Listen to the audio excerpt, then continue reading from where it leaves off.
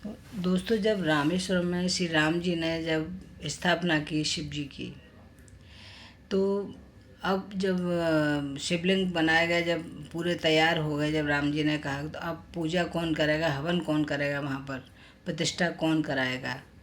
तो आसपास कोई भी नहीं था पंडित। तो पंडित रावण से बड़ा ज्ञानी कौन था वहाँ।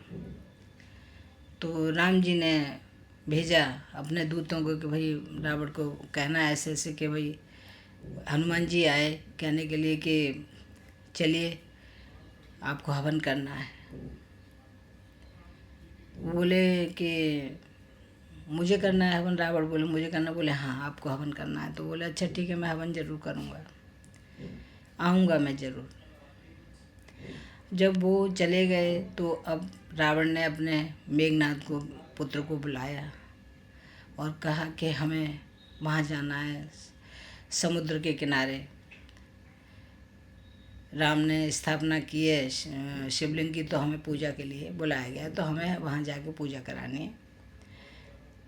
तो तुम ऐसा करो कि सीता जी से कहो कि सीता भी चलें, क्योंकि हवन बिना पत्नी के नहीं होता है। अगर पत्नी मौजूद है तो बिना पत्नी के पूजा अधूरी है। तो इसलिए सीता जी को भी आप अपने उसमें बिठा लीजिए, रथ में। अब सीता जी को लेकर चले रावण। अब वहाँ पहुँचते हैं तो वहाँ जाके हवन की तैयारी हो रही होती है। तो वो कहते हैं रावण के आप शादीशुदा हैं, जबकि रावण जानते थे। बोले हाँ हाँ, तो फिर अब बिना पत्नी के तो कैसे होगा हवन। तो अब सबको पता है कि भाई हवन तो बिना पत्नी के नहीं होगा। अब राम जी बोले कि मेरी पत्नी तो, मन में बोले कि पत्नी तो आपके ही पास है, आपकी संरक्षण में है, तो कैसे आएंगे। उन्होंने मेघनाथ को आदेश दिया रावण ने कि मेघनाथ जरा लेके आओ। तो वो सीता माता को लेके आते हैं। जब वो बैठती हैं तो पूजा होती है, पूरा पूजन विधि विधान के अनुसार होता है। फिर जब वो चलते हैं तो दक्षिणा में भी देना होता है कुछ पंडितों को। तो राम जी कहते हैं कि आपकी दक्षिणा क्या। कि मुझे दक्षिणा कुछ नहीं चाहिए, केवल और केवल बस ये चाहिए कि जब भी मेरे प्राण निकलें तो आप दोनों मेरे सामने हो।